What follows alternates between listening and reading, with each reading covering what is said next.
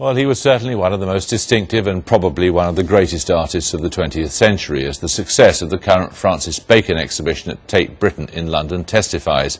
But there is a much less happy spectacle at the club which Bacon made his own. The Colony Room in Soho is threatened with closure. It has to be one of the seediest spots in Britain, yet it was the breeding ground for some of the most internationally important artists of the post-war years.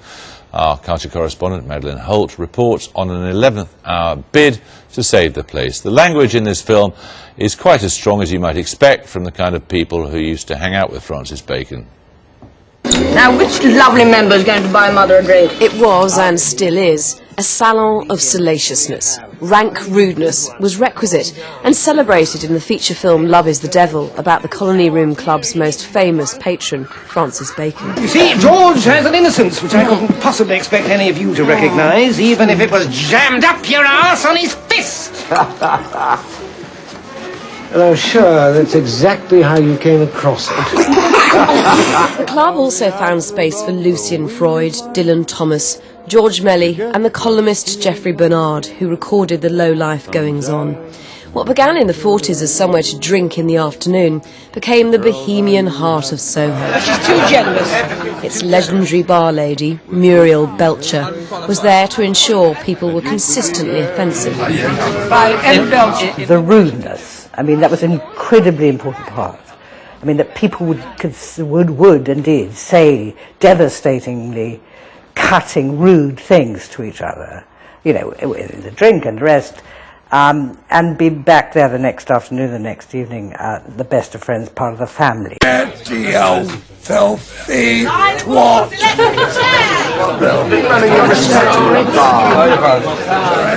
I like seeing lots of people round, even if I don't know them. You watch the formation of their faces and their movements and all those kinds of things, which seem important to me.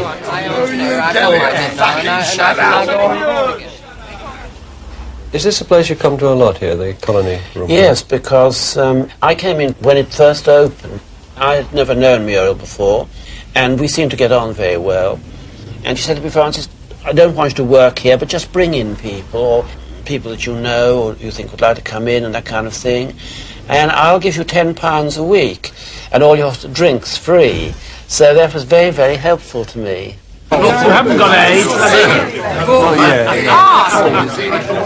It was a place, the people, when Muriel was alive, very much so, but people came in and they were very free and they seemed to lose their inhibitions. It was as though it was like a sort of pool in which they forgot what their inhibitions were, and it was very, very lively and amusing.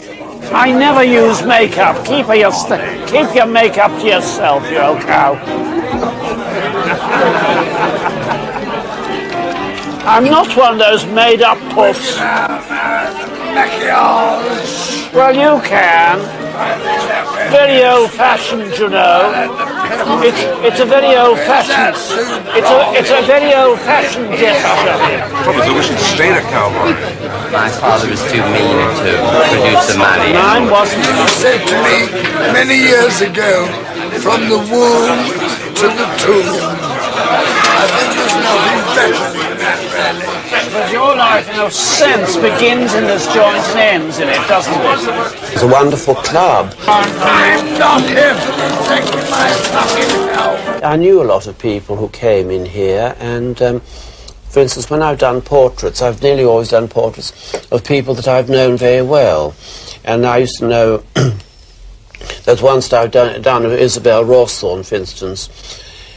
She was a very, very beautiful woman, and I was very, very fond of her.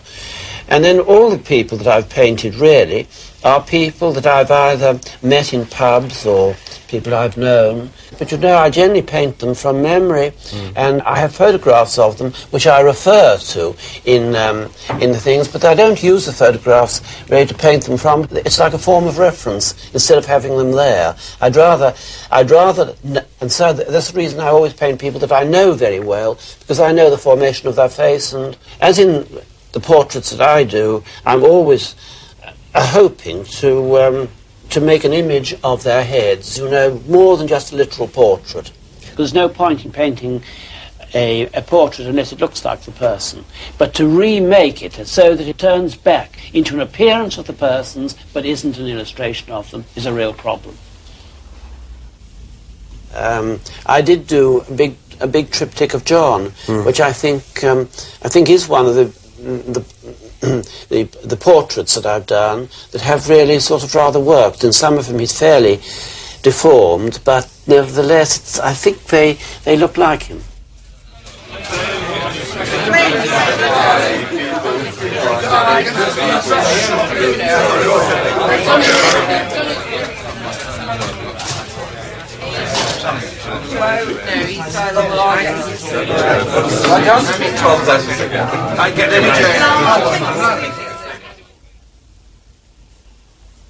Why do you want to do 3 portraits? I've no idea why that triptych series. I think it is one image coming up against another, although they're not in these portraits of John, they are related because they are the same people, but it's a thing of just for some reason. It may have something to do with having watched film, a certain amount of films. It may be something like that has given me the idea of doing triptychs. I don't quite know how it really started. Why would it come from films, though, rather than from, say, religious imagery, which is full of triptychs? It could have come from it could have come from religious things, because I was very interested when I was young. I mean, it's a wonderful thing in the Grunewald Eisenheimer crucifixion, and there are several crucifixions of his which are quite remarkable. There's one in Bern, and it probably, as you say, it could easily have come from those those paintings. But in the small ones, it's rather like those police photographs that you see: side face, full face, and they're from left to right, full face, and then right to left, and so on. Yeah. They're rather like that. You said that one of the reasons you painted yourself was because your friends were dying around you like flies. Well, certainly a lot of people that I've known very well have died. They were generally heavy drinkers, and perhaps, I don't know if that contributed to it or not. Well, there it is. It's just the process of growing old. I mean, life becomes more of a desert, in a sense, around you. Do you think about death much, or...? I don't think much about it. I mean, I could say that you're always aware of it. I mean, you're always aware of it. It's just round the corner for you. But I don't think about it because there's nothing to think about. When it comes, it's there. You've had it. But you have an acute sense of mortality, don't you? Well, don't you think everybody has? No, I don't think everybody does have. I mean, you described some time about when you were very young, just having a sense of the precariousness and the precipitousness of life, and never having left you. Well, no, I certainly have that very, very strongly. But then, I think if you have a very strong feeling for life, I mean, its shadow, death, is always with you too. I mean, it's only another turn of the coin.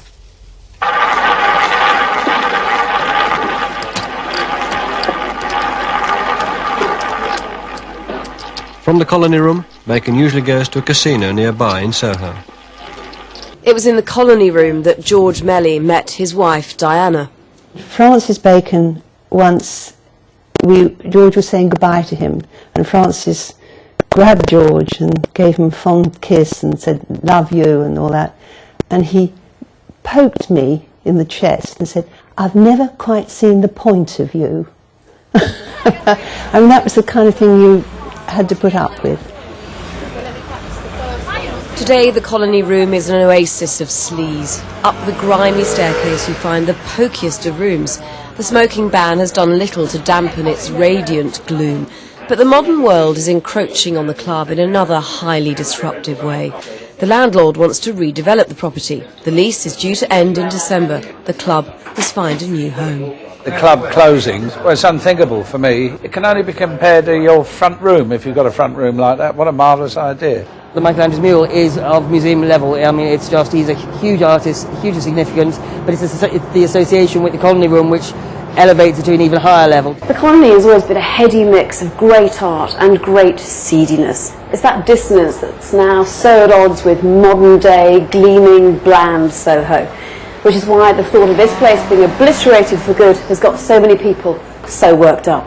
That club is still important to us. It's important, I feel, to the nation, and it needs to be preserved. It was Francis Bacon's club. We lost his studio to Dublin, they saved it. You know, are we going to let his club turn into a bedsit flat? It's not the first time the club has had to fight for its survival. The previous secretary, Ian Board, managed to quash attempts to close the colony down. So behind its shabby first-floor windows, rebellion is afoot. Maggie Hambling has been preserving her memories of the colony's characters on canvas. She thinks the fabric of the club should be preserved too by listing it. I think it's absolutely shitty, really, that in England people allow things to be pulled down. I mean, I know I might sound a bit like John Betjeman, but I mean, the colony is a place that should be saved as a national treasure. So much of the history of art in the late 20th century, anyway, went on in that place, that tiny room. It is the capital of Soho, and there isn't a lot left, and it's getting decimated. We are spending a lot of time trashing our cultural institutions. We have to rally and work hard to save what we've got left.